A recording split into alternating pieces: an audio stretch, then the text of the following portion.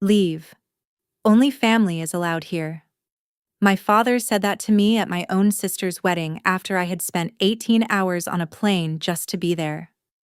I was standing on a gravel path lined with white roses, my carry-on still in my hand, listening to a string quartet drifting through the doors of a venue I wasn't allowed to enter. My mother stood 2 steps behind him and said nothing. Not my name. Not a single word. 3 days later, she called me about a bill. A $38,000 bill with my name on it for a wedding I wasn't even allowed to attend. What I said next made her go completely silent. My name is Dana Whitman. I'm 34 years old. I work in regulatory compliance consulting based in London. Now let me take you back 4 months earlier to the day I received a wedding invitation I never should have trusted. Growing up in the Whitman household, there were 2 completely different childhoods happening under the same roof. There was Lila's version. The version with homecoming dresses, birthday dinners at real restaurants, and a silver sedan waiting in the driveway on her 16th birthday, paid for by a father who called her his brightest girl, like it was an undisputed fact. And then, there was mine. The version where I filled out my own college applications alone at the public library, because no one reminded me deadlines were approaching. The version where I learned early that asking for help usually came with a cost, so it was easier not to ask at all. My father, Russell Whitman, ran a small home improvement supply shop on the outskirts of Savannah, Georgia. He talked about it like it was a thriving business, something substantial, something impressive. In reality, it was a worn-down concrete unit with a rusted sign, a leaking roof, and a revolving door of part-time workers who never stayed long. My mother, Elaine, managed the house and kept things peaceful, which mostly meant agreeing with whatever my father said and redirecting any tension somewhere quieter. That somewhere was usually me. Lila was 5 years younger than I was. She was naturally charming, effortlessly likable, and completely certain that the world worked the way it did because it was supposed to work in her favor. I don't say that with bitterness. I say it because it explains everything that came after. She didn't question why things were easier for her, and no one ever asked why they were harder for me. That was simply how things were.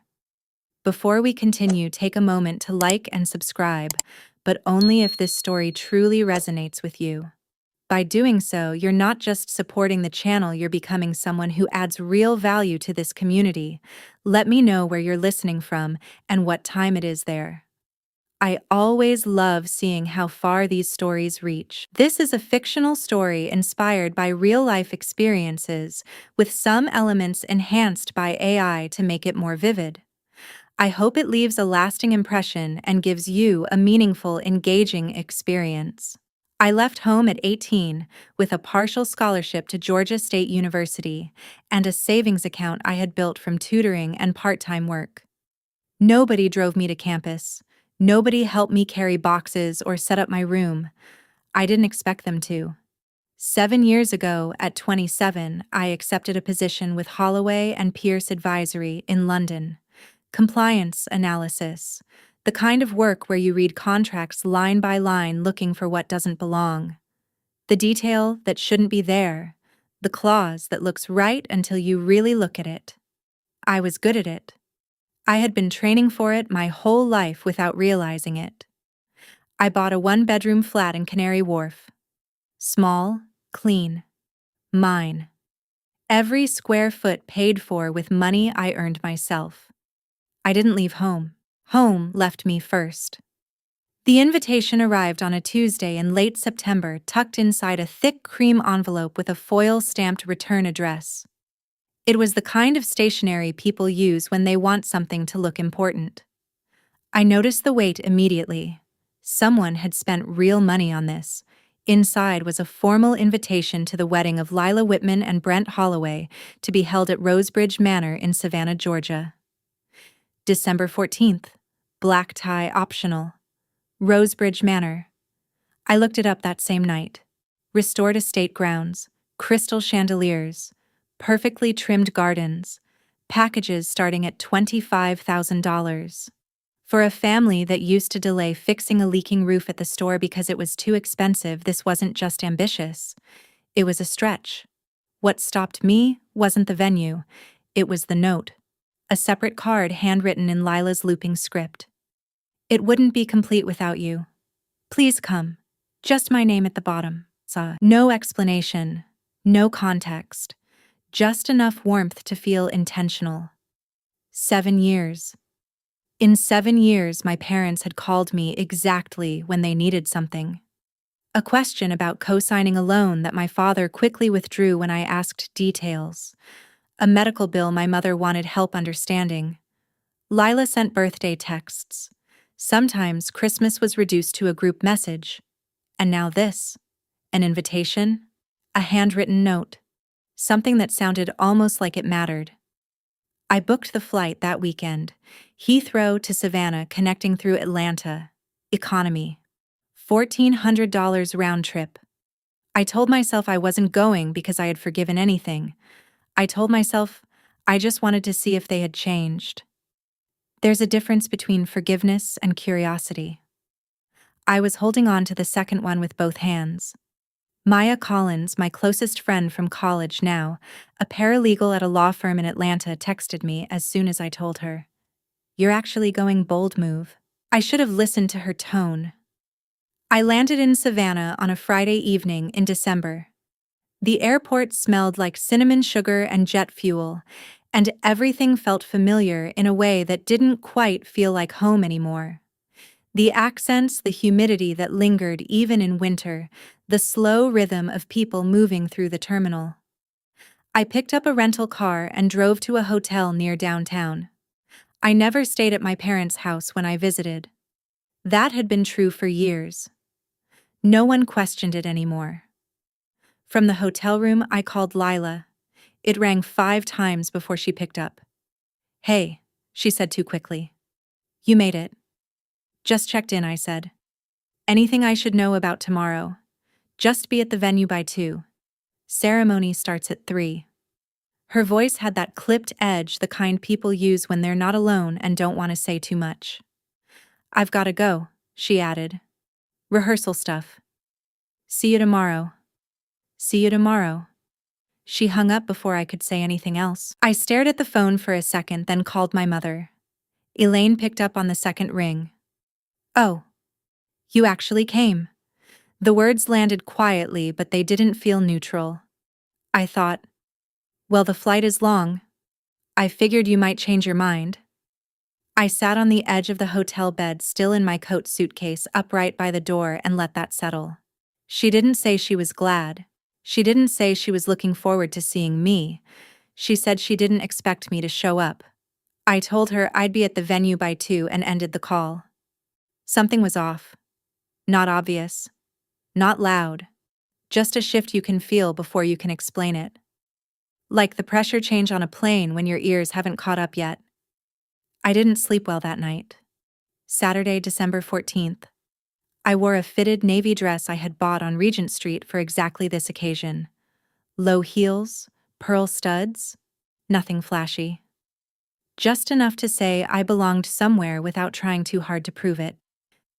Rosebridge Manor sat at the end of a long gravel drive lined with bare oak trees wrapped in white lights.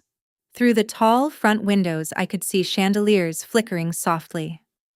A string quartet was warming up something classical, drifting out across the hedges.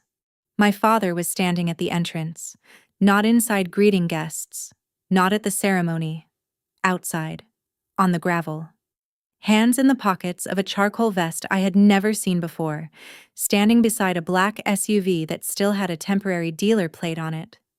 He saw me and stepped forward. Dana, you need to leave. I stopped walking. Excuse me, only family is allowed. You weren't invited. I held up the invitation, the actual embossed card with my name printed clearly on it. I have the invitation right here.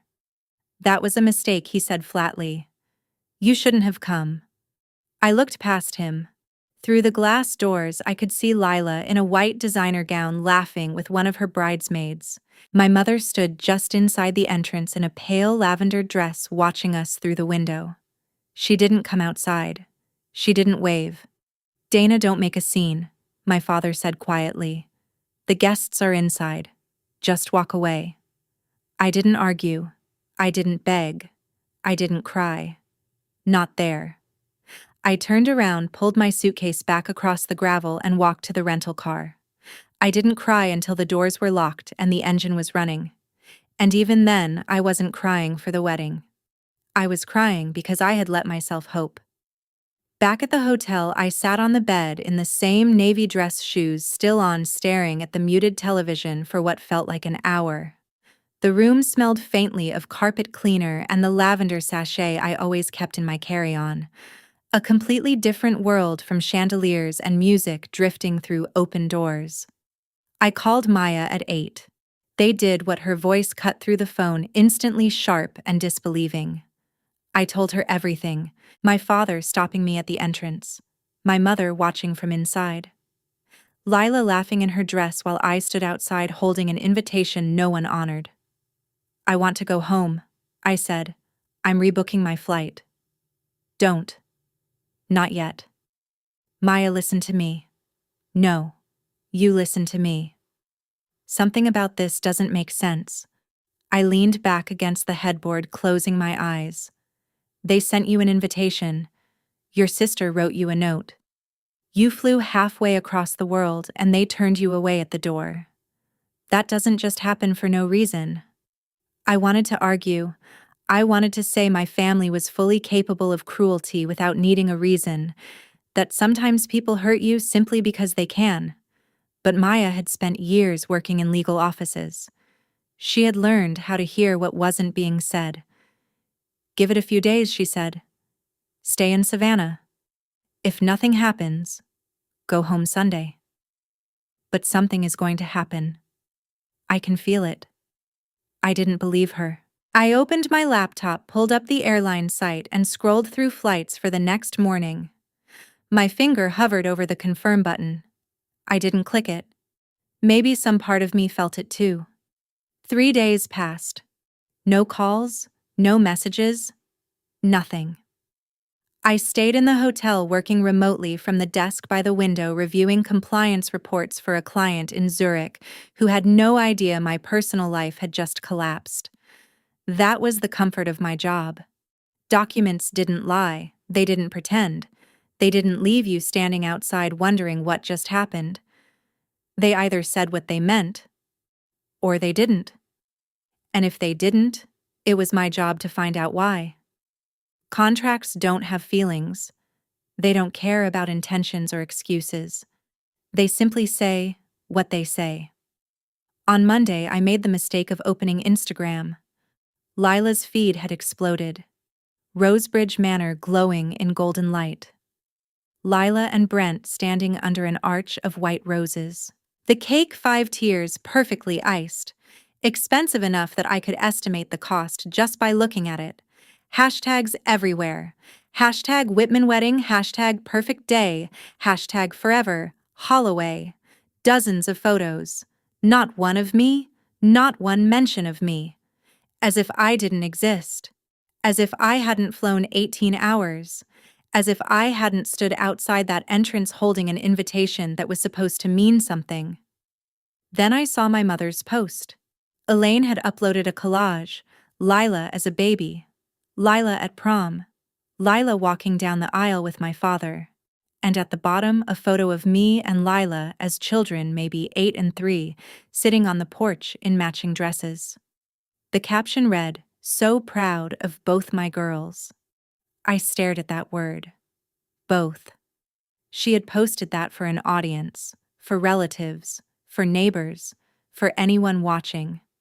She couldn't explain why one daughter wasn't in any of the wedding photos, so she reached back into the past and pulled out evidence that didn't reflect the present anymore. Meanwhile, Lila posted a story. Honeymoon countdown. Bali. Tagged location at a luxury resort. I closed the app. Shut the laptop. Ate vending machine crackers for dinner. Some performances you can watch. Others, you just survive. Tuesday morning, my phone rang at 9:15. Mom. I almost didn't answer. But there's a rule in my line of work. You don't ignore a call when you don't know what the other side is holding. Dana. Her voice had no warmth in it. No greeting. No hesitation. We need to discuss the bill. What bill? The venue. Rosebridge Manor. The total is $38,000. A pause. Thin. Sharp. How will you pay? I sat up straight. Mom, what are you talking about? I didn't book any venue. You signed the contract. You're the guarantor. Your name is on the agreement. For a second the room felt like it tilted. I hadn't signed anything. I hadn't been asked to sign anything. I didn't even know there was a contract. I never signed a single document for that wedding. There was movement on the other end of the call. Then my father's voice came on. Hard. Close. Don't play dumb, Dana. Your name is on that contract. You're the guarantor. You owe this family. I owe this family for a wedding you didn't even let me attend. We'll talk about that later. Right now, you need to handle the bill. Dad, I didn't sign anything. Then who did? A ghost? I pressed my palm flat against the desk. My heart was racing, but my voice stayed steady. You keep saying contract and my signature. I'm telling you, I have never signed a guarantor agreement for that venue or anything related to this wedding. He hung up. Just like that. I sat there in the hotel room letting the words repeat in my head. Contract. Your signature. Guarantor. I knew exactly what those words meant. I read contracts for a living, and I knew exactly what a forged signature meant under the law. I also knew what questions to ask next. That was the moment something shifted. I stopped being hurt, and I started paying attention. I called Rosebridge Manor at 10:30 that morning. The front desk transferred me to event coordination. A woman named Karen Whitfield answered. Professional. Controlled. The kind of voice that deals with high-pressure situations every day without reacting. Ms. Whitfield, my name is Dana Whitman. I'm calling about the Whitman-Holloway wedding held on December 14th. I understand there is a guarantor agreement associated with that event. Yes, she said. We do have a guarantor on file. And Dana Whitman, that's my name. But I did not sign that document. Silence. The kind that tells you someone just stopped what they were doing. Ms. Whitman, she said slowly, can you repeat that? I kept my voice steady. I'm telling you that I never signed a guarantor agreement for this wedding. I was not asked and I was not present. I would like to request a copy of that document. Another pause. Longer this time, then carefully controlled. Ma'am, if what you're saying is accurate, this would be a serious matter for our legal department. I understand. I can provide identification to verify who I am. I just need the document. She explained the process. A written request. Proof of identity. Their legal team would send a scanned copy within 48 hours. I thanked her, hung up, and drafted the request in under 15 minutes. Attached a scan of my passport. Sent it. Then I called Maya. It's real, I said. There's a contract with my name on it and I never signed it. She was quiet for exactly 3 seconds. Then she said, Okay, now we work. I had 48 hours before the contract arrived. 48 hours to decide who I was going to be. The calls started the next day. My Aunt Rebecca went first. Warm voice. Practiced tone. Dana, sweetheart, your mother is beside herself. She said you agreed to cover the venue and now you're backing out. I know things are complicated, but think about your parents. I didn't promise anything. I didn't say that out loud. I recognized the script. The story had already been written. Then came my Uncle Martin. A long email. Subject line, family first. 4 paragraphs about loyalty, sacrifice, and how money shouldn't come between blood. It read like he had a relationship with me that didn't actually exist. My cousin Aaron texted, Just pay it. It's easier for everyone. 23 people in the extended Whitman family. 22 of them had been given the same version of events. That I had made a commitment. That I was breaking it. That I was selfish cold, choosing money over family. I screenshotted everything, every message, every voicemail, every email. In my line of work, there is one rule above all others: document everything, especially when the story being told isn't yours. Then my phone buzzed again. A number I almost didn't recognize. Cousin Luke. Hey, something feels off. Mom keeps saying you promised, but I don't think that's the full story. Wanna talk? Luke was quiet, observant. The kind of person who listened more than he spoke. I typed back. Not yet. But keep your eyes open. He replied with a thumbs up. One person out of 23. One person who thought to ask. I saved the thread and set my phone down. The contract was coming. Thursday afternoon, Lila called. Her voice was flat. No warmth. No sister in it. You just need to pay the bill, she said. You make good money. $38,000 isn't that much for you. You had me removed from your wedding, I said. And now you want me to pay for it. That was Dad's decision. You didn't stop him. Silence. Look, she continued. Dad handled the contract months ago. It's done. Just pay it and we can move on. I never signed anything. Whatever. Dad handled it. How exactly did he handle it? I don't know the details. I just know your name is on it. Just write the check and stop being dramatic. You can afford it. I leaned back in my chair and stared at the ceiling. $38,000.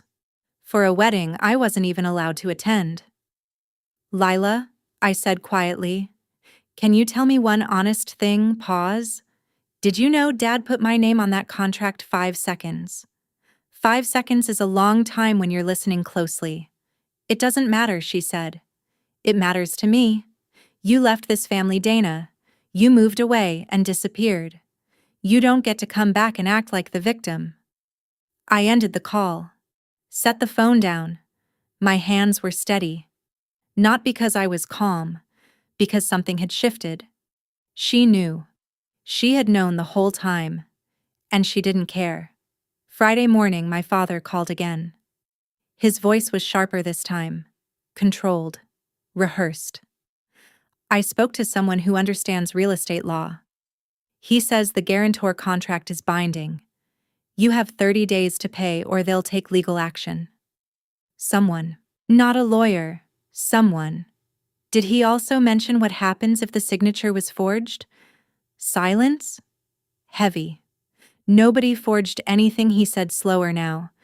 You're making things up to avoid responsibility. I owe nothing for a wedding I was locked out of. And I'll have the contract today. We'll see what's actually on it. You think you're so smart with your job and your apartment overseas. A judge won't care about any of that. You're welcome to take me to court. But I'd suggest speaking to an actual attorney first. He inhaled sharply. Ungrateful. He hung up before finishing the sentence. He didn't need to finish it. I had heard that word enough times growing up that it had lost its impact, but there was something else. He never denied it. He deflected. He threatened. He attacked. But when I said forged, he went silent first. That silence told me everything. Maya texted me around noon. Contract should arrive today. You ready? I looked at my inbox, at the empty space where the email would appear. I had been ready my entire life. I just hadn't known for what. That evening my mother called again. This time alone. Her voice softer. Shaking. Dana, I'm begging you. Your father hasn't slept. If the venue takes action, we could lose the house. I sat very still. Mom, you could lose the house because someone forged my name on a contract. Don't use that word, she snapped. We didn't forge anything. We used your information because we had no choice. There it was. Not quite an admission, but close enough. You had a choice, I said. You could have asked me. You would have said no. Yes. And that should have been the end of it. Silence. Then her voice changed again. Cold. You've always been like this. Your sister needed this wedding. Your father and I. We had no options. We had your documents. Your information. It was already there. So you took my identity and signed my name. You're our daughter. That's what family does. Family asks. She didn't answer that. And I didn't push. Because I didn't need to anymore. The contract was coming. And when it did, the truth wouldn't need help. Don't use that word, my mother said, her voice tightening instantly. We didn't forge anything. We used your information because we had no choice. There it was, buried inside denial. A confession. No choice. You had a choice, I said. You could have picked up the phone and asked me. You would have said no? Yes. And that should have been the end of it. I could hear the kitchen clock ticking faintly through the phone, the same old clock that had hung above the stove my entire childhood. Then her tone shifted again. Cold. You've always been like this, Dana, even as a child. Your sister needed this wedding. Your father and I. Our credit is ruined after the business. The venue required a guarantor. We had your information, your tax records. They were still in your old room. So you took my personal information and signed my name without telling me. We didn't steal anything. You're our daughter. That's what family does. Family asks. You don't understand what we've been through, she snapped. You sit in London in your nice apartment and act like you know everything. I know exactly what you've been through, I said quietly. You just told me. You went through my documents, signed my name on a legal agreement, and then locked me out of the wedding so I wouldn't find out. She started crying. I couldn't tell if it was guilt or frustration. I didn't comfort her. I let the silence sit between us. By Saturday, the pressure started coming from everywhere. My Aunt Rebecca left a voicemail so polished it sounded rehearsed. Think about your parents, sweetheart. Your mother hasn't been well. Is $38,000 really worth your father's health? My Uncle Martin sent another email. Shorter this time. Subject line, disappointed. One sentence stood out. We didn't raise you to be this kind of person. We. As if he had ever had anything to do with raising me. Then my cousin Erin accidentally forwarded a message she wasn't supposed to. A group chat. One I had never been part of. She's being impossible. Mom says she won't budge. 22 people. All discussing me. None of them speaking to me. Then my phone buzzed again. Luke. My cousin. Dana. He wrote something feels off. Aunt Elaine keeps saying you promised, but it doesn't sound right.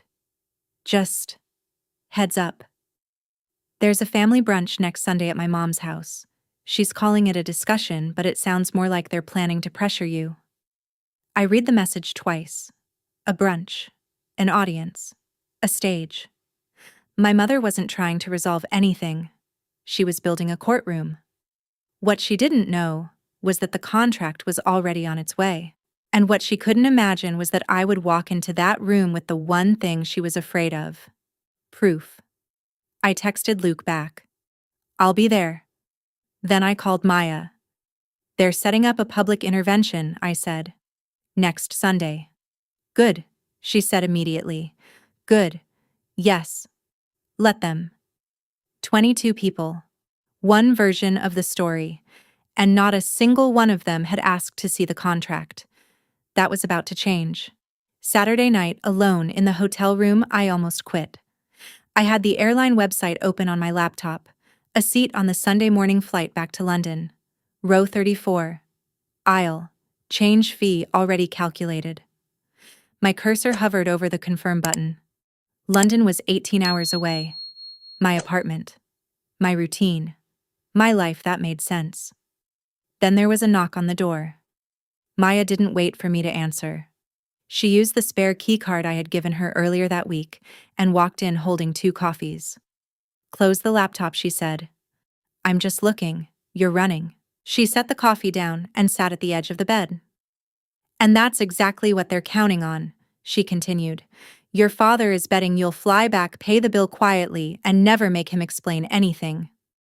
I don't care about making him explain himself. This isn't about explanation, she said. It's about making sure they never sign your name again. That landed. Hard. Different from everything else. The venue should send the contract by Monday at the latest, she added. Just wait one more day. I looked back at the screen, the seat, the time, the exit.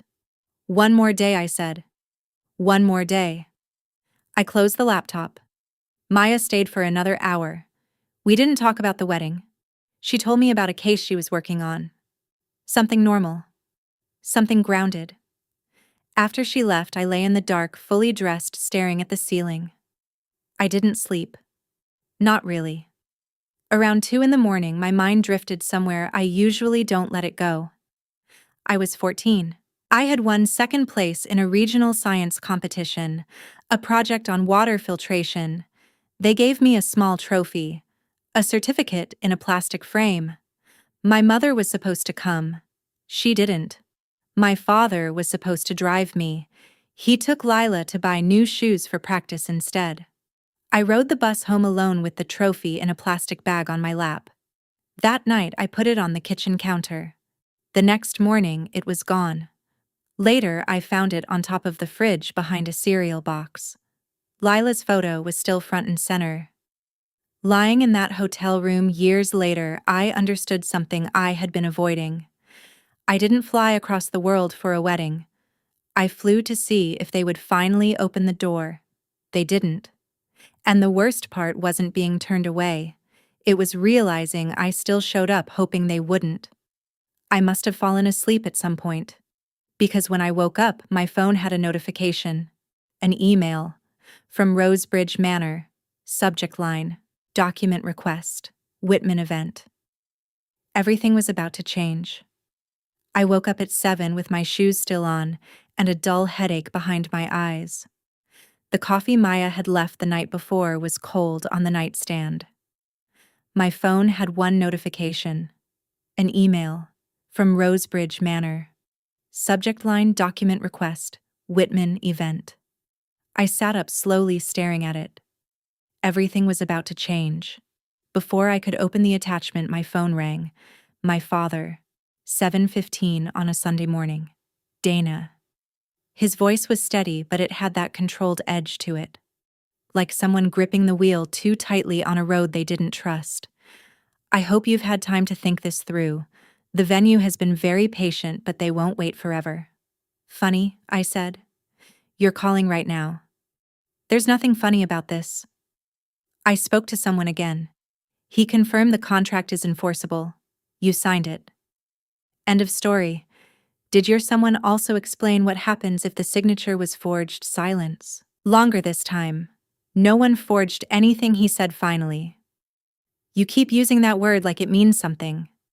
It does mean something. It means a felony in Georgia. Another pause. I could hear him breathing. You want to play lawyer, fine? But don't come crying when a judge sees your name on that contract. I won't be crying. I'll be handing over my passport with my actual signature on it. We'll let the handwriting speak for itself. You're unbelievable. After everything I have, the contract, I said. Silence. Complete. The venue emailed it this morning. I haven't opened it yet. I heard him swallow. It was the loudest sound on the line. We'll see whose story holds up, I said. He hung up. No insults, no threats. Just silence, and then the click. I stared at the phone for a second, then turned back to the laptop. I didn't open the file immediately. I needed coffee first. I needed to be steady. While the machine brewed, my phone buzzed again. Luke. He had sent a screenshot. A capture from the family group chat. The one I had never been included in. I zoomed in. My mother's message was at the top. Dana refused to honor her commitment. She's always been selfish. I don't know where we went wrong. My father followed. She makes over $200,000 a year and won't help her own sister. Think about that. Then Lila. I didn't want to say this, but she's always been jealous of me. Even when we were kids. More messages, suggestions to cut me off, comments about loyalty, disappointment.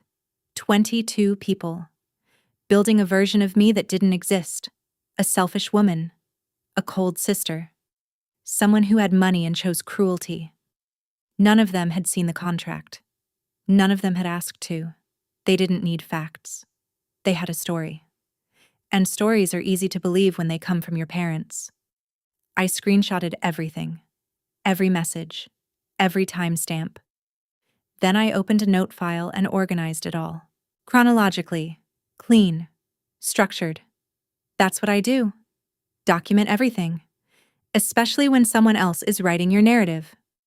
Luke texted again. Sorry. I thought you should see it. Thank you, I replied. I mean it, he said. Whatever you're planning, I'm on your side. I set the phone down and looked at the laptop. The email was still open. One attachment. PDF. 11 pages. They were busy deciding who I was. They just didn't realize I could read. I opened the file. Page 1. Event details. Rosebridge Manor. December 14th. Whitman Holloway wedding. Total cost. $38,000. Page 2. Payment terms. 50% deposit upon signing. Remaining balance due within 30 days. Page 3. Guarantor agreement. Clean. Formal. Official. I, Dana Whitman, hereby guarantee full payment of the remaining balance. And at the bottom, a signature. My name. But not my handwriting. I stared at it. Whoever had signed it had tried. The shape was similar. The flow was close. But it wasn't right. The pressure was wrong. The slant was too sharp. The letters didn't connect the way mine did. It looked like someone had copied it from something. Practiced it. Gotten close enough to fool someone who didn't know me, but not close enough to fool me. I reached for my passport. Opened it. There it was. My real signature, clean, consistent, unmistakable. I placed it next to the screen. Compared them. They didn't match. Not even close. That's not my signature, I said out loud. And I can prove it. I called Maya. She picked up immediately. I'm looking at it, I said. How bad? My name. Someone else's handwriting, it's not even close. She exhaled slowly. That's textbook forgery, Dana. Under Georgia law, that contract is void from the beginning. Legally, it never existed. I leaned back in the chair. The room felt different, clearer. They hadn't just lied about me. They had signed my name. Without permission. Without hesitation. And now I had proof. I leaned back in the chair. They didn't just lie about me. They became me on paper. In ink. Without permission. Maya arrived at the hotel within an hour, laptop under her arm, a legal pad already filled with notes.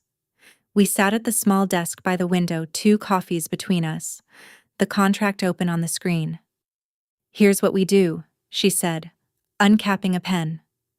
First, you write a formal letter to the venue's legal department. You state clearly that you did not sign the guarantor agreement. You state that the signature is not yours. Then you request a verification process. And attach my passport, I said. Exactly. Your real signature for comparison. She nodded, then continued. We also include a short statement of facts.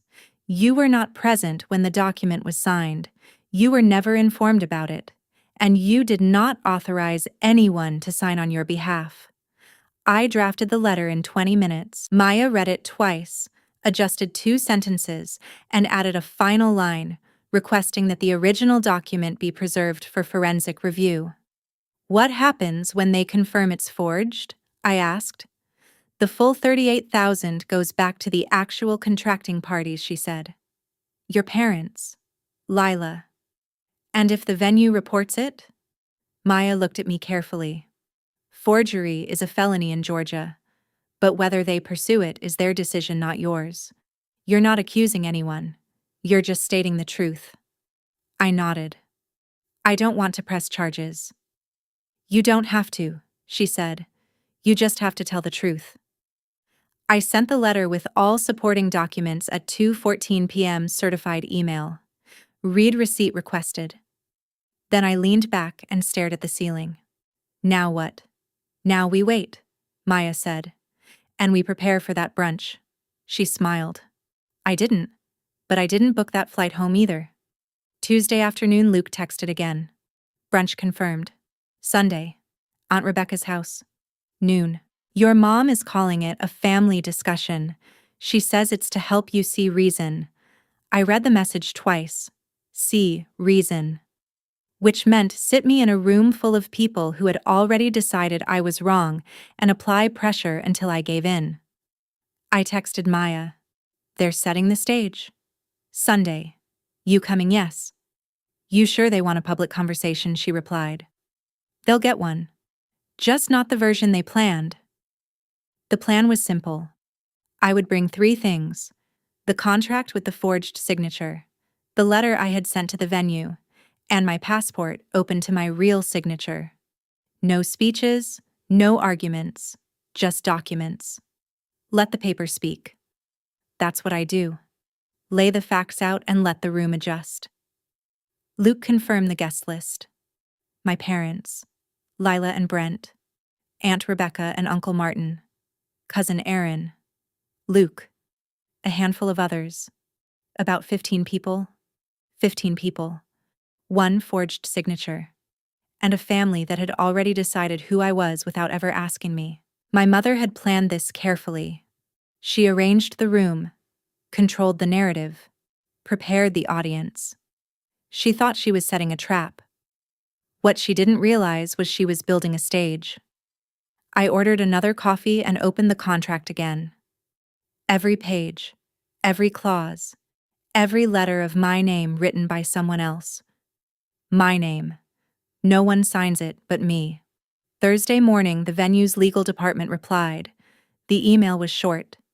Professional, direct. Dear Ms. Whitman, we have received your claim regarding the guarantor agreement associated with the Whitman-Holloway event. Upon preliminary review, we are initiating a signature verification process. During this investigation, all collection activity directed at you has been suspended. We will notify all parties once the process is complete. I read it 3 times. Then I forwarded it to Maya. They wouldn't suspend collection unless they saw something off, she said when she called. This is real. They believe you. 2 hours later, another email came in. Not from legal. From Karen Whitfield, the event coordinator. Subject line, FYI, Ms. Whitman. I shouldn't be sharing this, but I've been thinking about it since your call. I was the one who processed the original guarantor paperwork. I read the message carefully. The person who submitted the signed form was an older gentleman. He came to the front desk and signed the document in person. I remember because he seemed rushed. I stared at the screen.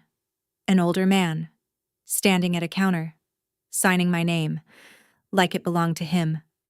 An older man standing at a front desk signing a form with someone else's name. My father. Russell Whitman walked into that venue, picked up a pen, and wrote my name as if it belonged to him, as if I belonged to him. I saved both emails, printed everything at the hotel business center, the contract, the legal response, Karen Whitfield's statement, my passport page, 4 documents. Clean, organized, undeniable. I placed them into a folder and zipped it into my bag. Sunday was 3 days away. The stage was set. All that was left was showing up. Sunday morning, I got dressed carefully. White blouse, navy blazer, dark trousers, low heels. Nothing emotional, nothing reactive. The kind of outfit you wear when you're not there to argue. You're there to present facts. The folder sat on the desk. I checked it one last time. Every page, every line, everything clear. Maya called at 10. How are you, Steady? Good. Call me when it's over.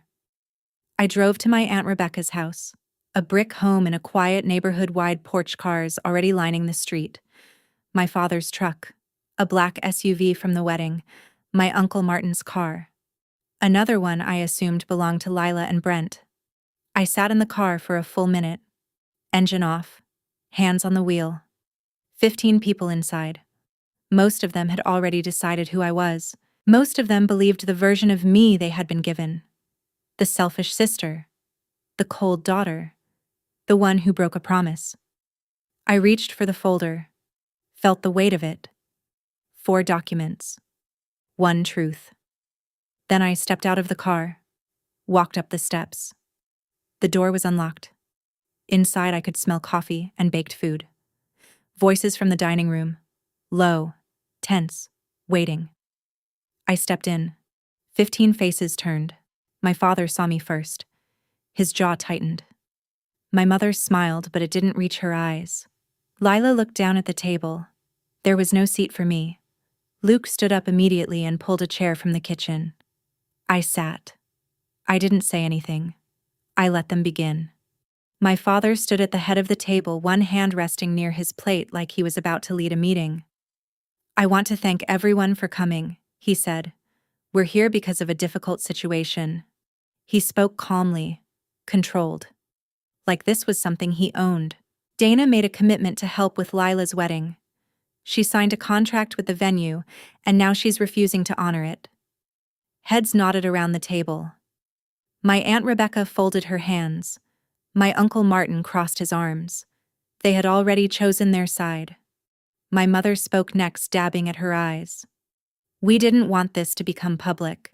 We always handle things privately. But Dana has left us no choice. It was practiced. Every word. My father, the wronged provider. My mother, the emotional victim. Then Lila, sitting beside Brent, her voice soft. I just wanted my sister at my wedding. I invited her. I wrote her a note. And now she's turned this into a fight about money." Brent hadn't said anything yet. He just watched. My father turned to me. "Dana, this is your chance to do the right thing in front of your family." I stayed silent. I let them finish. Every sentence, every accusation, every performance. Let them build it completely. They would need it. Then the others joined in. Uncle Martin first. "You've always been the responsible one. Just handle it." Aunt Rebecca followed. "Your parents could lose their home. Is that really what you want?" Cousin Erin barely looked up from her phone. "You make good money. This shouldn't even be a discussion." Each voice landed like a verdict, not questions, decisions. I watched Brent. He leaned back slightly, looking between my parents and Lila. Confused. Uncertain. Like he was hearing a version of events that didn't quite line up. He leaned toward Lila and whispered. "What contract?" She touched his arm. "I'll explain later." He didn't look convinced. My father turned back to me, confident now. "See, everyone understands. You made a commitment. We have the contract. You signed it." Aunt Rebecca leaned forward. "Just say yes, Dana. Pay it and we can move on." The room went quiet. Waiting. 15 people. 14 expecting me to give in. 1 watching. I lifted my eyes, and finally I spoke. "I've been listening. Now it's my turn." 15 faces. 14 of them waiting for me to give in. 1 Luke sitting at the corner of the table watching quietly. Focused. Like he already knew what was coming. My father spread his hands slightly. She can't even defend herself. She knows she signed it. I looked at him. Held his gaze. 1 second. 2. 3. Then I stood up. The chair scraped against the floor. The room went completely silent. "I've been listening," I said calmly. "Now it's my turn." I opened the folder and placed the first document in the center of the table. The contract. Printed cleanly. Official. This is the agreement everyone has been talking about. I tapped the page lightly. The guarantor agreement for Lila's wedding at Rosebridge Manor. My name is on it. I paused, then pointed to the signature. But that is not my signature. I took out my passport and placed it beside the contract, opening it to the page with my signature. This is my real signature, the way I've signed my name for years. Look at them, side by side. My Aunt Rebecca reached for the contract first. She leaned closer, comparing the two. My Uncle Martin leaned in. Erin finally put her phone down. The difference was obvious. Not subtle, not arguable. The signatures didn't match. Not when you actually looked. The venue has already confirmed they are investigating the forgery. I continued. I placed the printed email on the table. They've suspended all collection against me while they verify the signature. My father's face changed. The color drained. That's ridiculous, he said quickly. You probably signed it electronically or over the phone. Dad, I said, still calm. The event coordinator confirmed that an older man came in person and signed the document at the front desk. The words landed. I watched it happen. On my aunt's face, on my uncle's, on Brent's. My father opened his mouth. Nothing came out. For the first time in my life, I saw him without an answer. My Aunt Rebecca spoke first. She set the contract down like it had burned her. Russell, is this true? You signed her name? His voice cracked. It was for Lila. We didn't have a choice. Our credit is ruined. The venue required a guarantor. You forged your daughter's signature? My uncle said, standing up now. His face flushed. Do you understand that's a crime? My mother grabbed my father's arm. We were desperate, she said. You don't understand what we've been going through. Desperate, Rebecca's voice sharpened. I asked you last month if Dana had agreed to help. You told me yes. My mother said nothing. At the far end of the table, Brent pushed his chair back. Wait. He turned to Lila. You told me your parents were paying for the venue. You said Dana was just helping with small things. Lila reached for his hand. Brent, please sit down. You knew his voice wasn't loud. It was worse. Controlled. You knew your father signed her name and said nothing. It was complicated. It's not complicated, he said. It's a crime. The room split. My parents on one side, exposed. Lila caught between them. Brent pulling away. Voices rising. Questions overlapping. My mother crying. My uncle demanding answers. And me standing there with the folder still open. I didn't say anything. I didn't need to. The documents were doing exactly what they were supposed to do. They were telling the truth. And the truth was tearing the room apart. I raised one hand. I'm not done. Silence. Immediate. I'm not here to press charges. I looked around the table. At each face. One by one. But there are 3 things everyone here needs to understand. I held up one finger. I never signed that contract. I have 0 legal or moral obligation to pay a single dollar of that $38,000. Second finger. I flew 18 hours to be at my sister's wedding. I stood outside that venue with an invitation in my hand and was turned away by the same person who signed my name without my consent. Third finger. I don't hate anyone here, but I will not carry a debt that was never mine, and I will not apologize for refusing. My mother's voice broke through the silence. Dana, please, Mom. I lowered my hand. I'm done being the person you call only when you need something signed, paid, or blamed. And for the first time, I meant it. My father still hadn't spoken. He was staring at the contract on the table like it was reflecting something back at him he didn't want to see. I gathered the documents slowly, carefully, and placed them back into the folder. Kindness is not a contract, I said, and family is not a blank check. No one stopped me. I tucked the folder under my arm, walked past the table, past the untouched food, past the silence that had finally turned against them instead of me. Luke met my eyes as I passed. He gave a small nod. I walked out the front door, down the steps, and into the cold December light. No one followed. But this time, the silence didn't feel like rejection. It felt like respect. I was halfway to the car when I heard voices through the open window. Brent. Tight. Controlled. You lied to me about the money. You lied about your sister. What else did you lie about? Lila's voice smaller now. I didn't lie, I just handled it differently. Your father committed a crime, Brent said. And you knew. It wasn't like that. Then tell me what it was like, he cut in, because right now it looks like I married into a family that forges documents and throws people out of weddings to cover it up. I didn't stay to hear more. I got into the car, placed the folder on the passenger seat, and started the engine. In the rearview mirror, I saw Luke step out of the house and walk toward me. He knocked lightly on the window. I rolled it down. That took courage, he said quietly. You're the one who sent me the screenshots, I replied. You did the hard part. He shoved his hands into his jacket pockets. Your dad hasn't moved. Your mom's locked herself in the bathroom. Lila's trying to stop Brent from leaving. Is he leaving? I don't know. He said he needs space.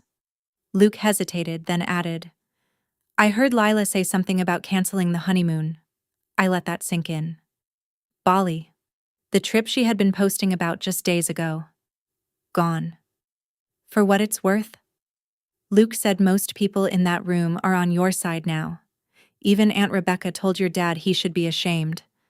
That meant something. Thanks, I said. He nodded once. Drive safe. I pulled away and didn't look back again. The road was empty. The sky was gray. I drove in silence. Some silences are earned. Monday morning, I was checking out of the hotel when the email arrived. From Rosebridge Manor. Subject line: Guarantor Agreement Determination. I opened it, standing at the front desk, suitcase in one hand, phone in the other. Dear Ms. Whitman, following our investigation, including handwriting analysis and staff testimony, we have determined that the guarantor signature on the agreement does not match your verified signature. The agreement is therefore void in its entirety. All financial responsibility for the outstanding balance of $38,000 reverts to the primary contracting parties, Russell Whitman and Elaine Whitman. Voided. Completely. The clerk asked if I needed anything else. I said no. I walked outside, sat in the car, and read the email again. Then I called Maya. It's done, I said. Tell me. Voided. All of it. The liability goes back to them. She exhaled. You owe nothing. I owe nothing. Another email came in while we were still on the call. The revised invoice. Sent to my parents. Copied to me. $38,000. Due within 60 days. Failure to pay would result in legal action. 60 days. $38,000. For a wedding they couldn't afford. Signed with a name that wasn't theirs to use. I placed the phone down and drove to the airport. The flight back to London was 18 hours. I slept for 14 of them. The deepest sleep I had had in weeks.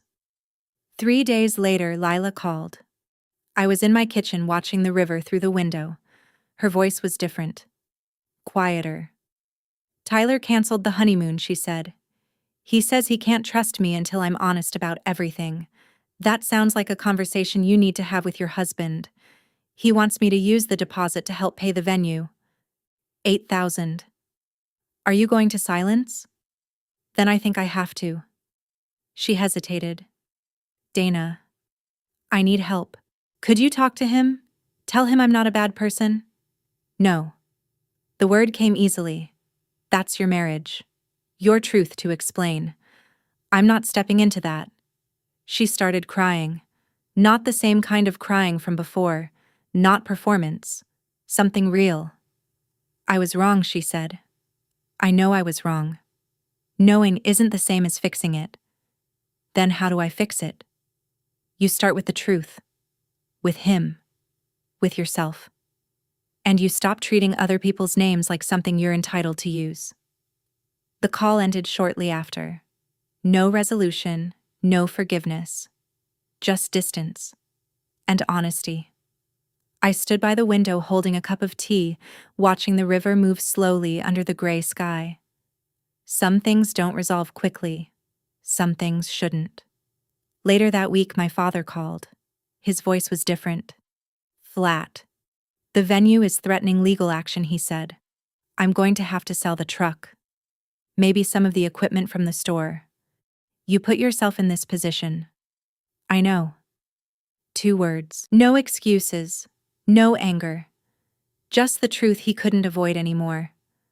I know, my father said again. Just that. I know. Then he went quiet for a second, like he was reaching for a version of himself that no longer worked. I didn't think, he said finally. I thought you'd just pay. I thought that's what you do. I thought because you had the money you would cover it and not ask questions.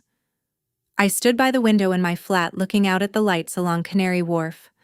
Across the river, a crane blinked red in the dark. Yes, I said. Because that's what I've always done. Handled things quietly. Gone back to London. Not made a scene. Yes. There was a long pause. Then he said, There's something else. I didn't answer. The venue was just the big one. I also signed your name on the rental agreement for the tables and chairs, another $4,500. I closed my eyes. $42,500 total. In my name. Without a word to me. Dad, I said, I'm not going to lecture you. The venue has voided the contract. I'm out. Whatever happens next, the payments, the truck, the consequences, those are yours. I'm sorry, Dana. I hear you.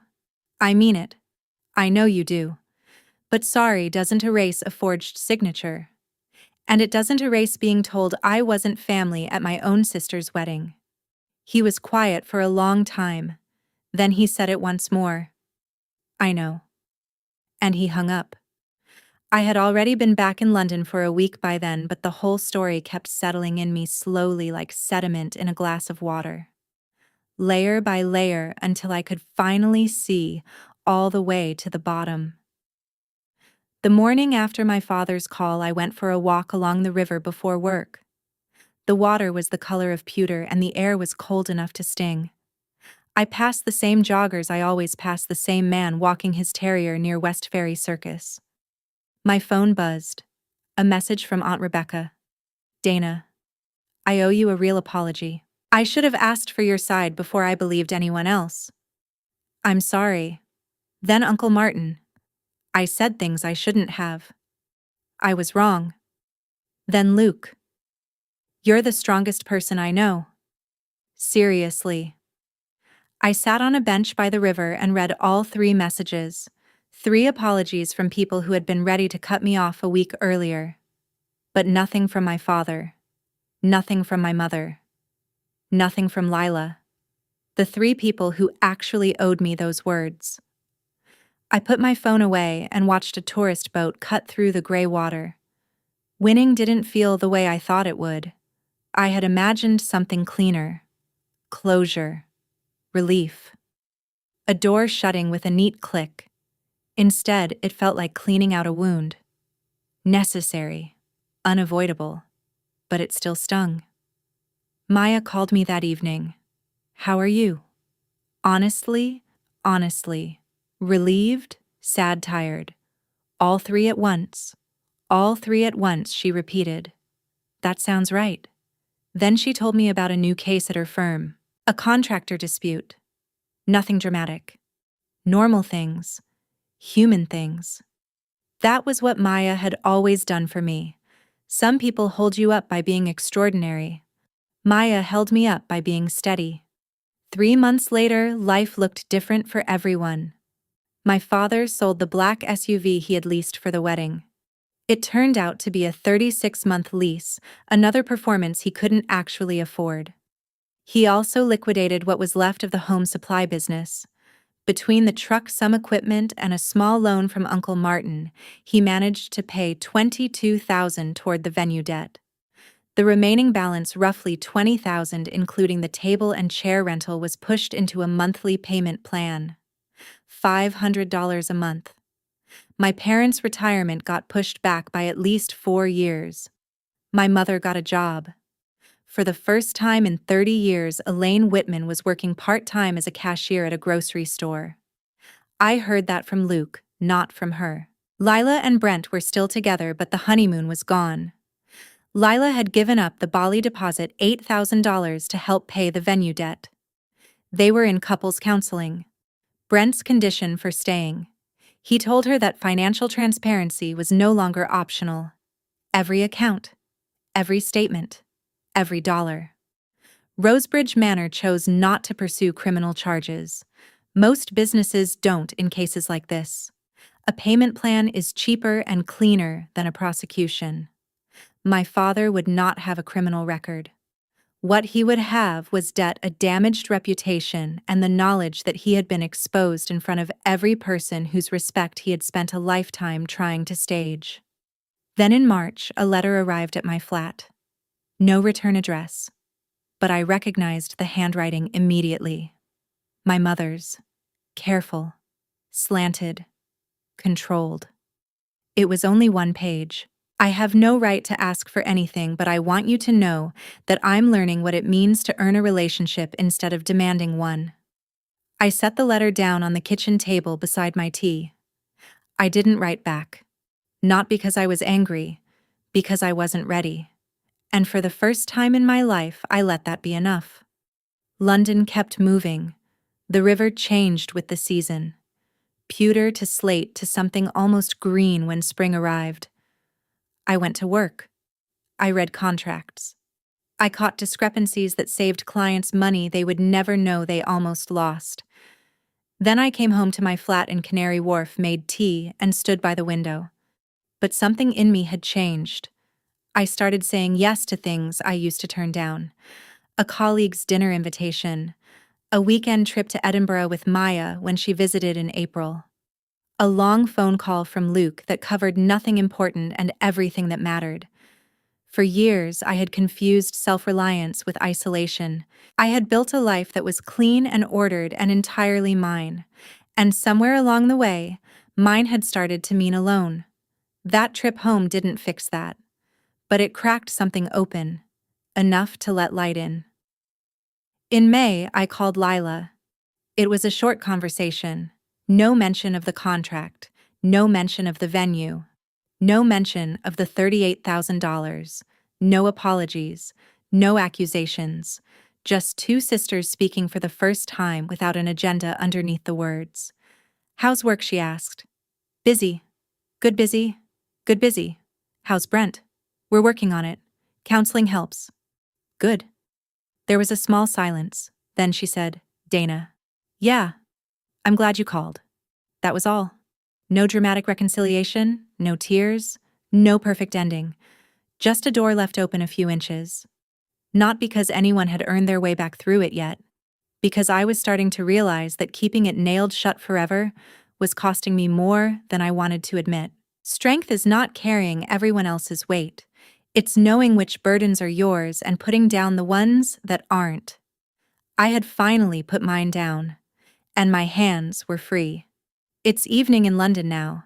The sky over Canary Wharf is that late spring shade of blue that goes deep at the edges and pale gold where the city lights touch the river. I'm sitting by the window in my flat with a cup of Earl Grey that's gone lukewarm, which is honestly how I like it. Sometimes I still think about that day. The gravel path, the white roses, the string quartet playing through the doors of a venue I wasn't allowed to enter. Leave. Only family is allowed. My father said that to me in front of a door he had already decided to close. And in a way, he was right. Only family was allowed.